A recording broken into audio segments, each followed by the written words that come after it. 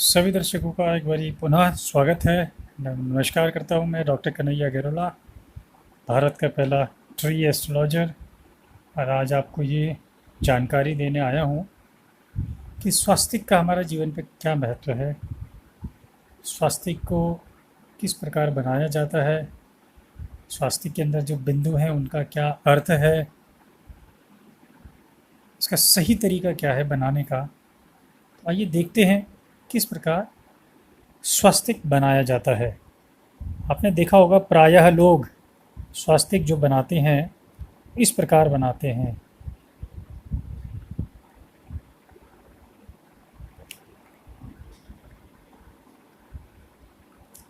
या कई लोग इसको इस प्रकार भी बनाते हैं। ये सही तरीका नहीं है, क्योंकि आप इसमें स्वास्तिक के बीच की रेखा को काटते हैं, जिसको अच्छा नहीं माना जाता है। इसलिए इसको बनाने का जो सही तरीका है वो इस प्रकार है: 1 2 3 4, फिर 1 2 3 4। आपने देखा होगा कि इसमें बीच की रेखा नहीं कटी। इसका एक और तरीका है, बीच में एक बिंदु बना के जिसको भगवान विष्णु की नाभि के रूप में जाना जाता है। यहाँ से 1, यहाँ से 2, यहाँ से 3, यहाँ से 4, और ये 4 बिंदु। इस प्रकार सही ढंग से स्वास्तिक बनाया जाता है। इसको बनाना चाहिए, क्योंकि एक स्वास्तिक अगर सही प्रकार से बनाया जाए तो ये आपके लिए बहुत लाभकारी यंत्र साबित हो सकता है। आपने देखा होगा कि एक स्वास्तिक इस प्रकार भी है। ये आपने देखा होगा, जो हिटलर था नाज़ी का, उसके झंडे पे निशान होता था। इसको बोलते हैं स्वास्तिक, इसको बोलते हैं वामवर्ती स्वास्तिक, क्योंकि ये उल्टा है। ये नकारात्मकता का प्रतीक माना जाता है, इसलिए हम लोग इसका इस्तेमाल नहीं करते। हिंदू धर्म में इसका इस्तेमाल नहीं करते। हम लोग सिर्फ इस स्वास्तिक का इस्तेमाल करते हैं, और इसको भी विशेष रूप से गणपति स्वास्तिक कहा जाता है। कारण कि इसमें अगर आप देखेंगे, मैं एक बारी फिर से आपके सामने ये स्वास्तिक फिर से बनाता हूँ। 1 2 3 4, 1 2 3 4। उसके बाद ये 4 बिंदुएं। कहा जाता है, अलग अलग पुराणों में, वेदों में कहा गया है कि ये जो 4 रेखाएं हैं ये 4 दिशाओं का प्रतीक है। ये ब्रह्मा जी के 4 मुखों का प्रतीक है। ये जो बिंदु हैं ये धर्म, अर्थ, काम और मोक्ष का प्रतीक माना जाता है।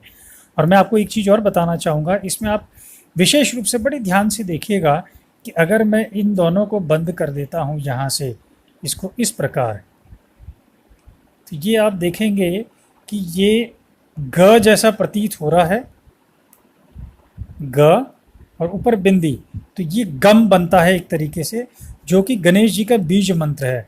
आप इसको किसी भी प्रकार से अगर आप देखना चाहें, आप किसी भी दृष्टि से देखना चाहें, किसी भी कोण से देखना चाहें, आपको हर जगह से ग नज़र आएगा। तो इसलिए ये गंग गणपति नमः जी का प्रतीक माना जाता है। उसके साथ में ये 2 जो चरण पादुकाएँ हैं, इनको चरण पादुका कहा जाता है। ये रिद्धि और सिद्धि, जो गणेश जी की पत्नियाँ हैं, रिद्धि जी की चरण पादुकाएँ, ये सिद्धि जी की चरण पादुकाएँ। और इसी के साथ में लिखा जाता है शुभ लाभ। रिद्धि जी के सुपुत्र शुभ और सिद्धि जी के पुत्र हैं लाभ। तो इसलिए गणेश, ये जो स्वास्तिक बनाया जाता है, ये भगवान गणेश जी को प्रसन्न करने के लिए और अपने घर में सकारात्मक ऊर्जा का प्रतीक बनाने के लिए। और आप देखेंगे तो ये इस तरीके से ये एक चक्र है जो कि पॉजिटिव एनर्जी को क्रिएट करता है। और ये आप देखेंगे, अगर ये जो चक्र है ये इस तरीके से नेगेटिव एनर्जी को क्रिएट करता है। इसलिए हम लोग इस प्रकार के स्वास्तिक का प्रायः प्रयोग करते हैं अपने किसी भी शुभ कार्य को करने के लिए, अपने किसी भी अच्छे कार्य को करने के लिए। तो दर्शकों, आज मैंने आपको बताया किस प्रकार स्वास्तिक का निर्माण किया जाता है, क्या इसका सही तरीका है बनाने का, क्योंकि अगर आपने स्वास्थ्य सही नियम से सही तरीके से बनाया तो ये आपके लिए बहुत लाभकारी हो सकता है।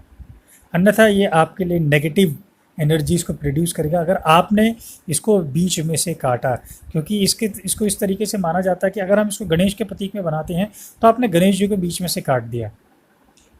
दर्शकों, मैं पुनः आपको एक बारी कैसे स्वास्तिक बनाया जाता है मैं आपको बताता हूँ। 1 2 3 4, 1 2 3 4। इसके बाद धर्म, अर्थ, काम और मोक्ष के लिए 2 बिंदु, ये रिद्धि जी के चरण पादिकाएँ, ये सिद्धि जी के लिए। ये इसका सही क्रम है इस स्वास्तिक को बनाने का। कृपया इसको इस प्रकार ना बनाएं या ऐसे करके इसको ना बनाएं, इसको अशुद्ध माना जाता है। ये नकारात्मक ऊर्जा को बनाती है। अगर आपको ये वीडियो पसंद आया हो तो इसको ज़रूर लाइक कीजिएगा। mangalyadham.com पे ज़रूर जाइएगा। अधिक जानकारी के लिए हमारे चैनल को सब्सक्राइब कीजिएगा, जिससे ये जानकारी अधिक से अधिक लोगों तक पहुँचे। पुनः मैं आप सभी का धन्यवाद करता हूँ। मैं डॉक्टर कन्हैया गैरोला, भारत का पहला वृक्ष ज्योतिषी, और समय समय पर आपको इस प्रकार की नई नई जानकारियाँ देता रहूँगा। सभी को प्रणाम। सुखी भव।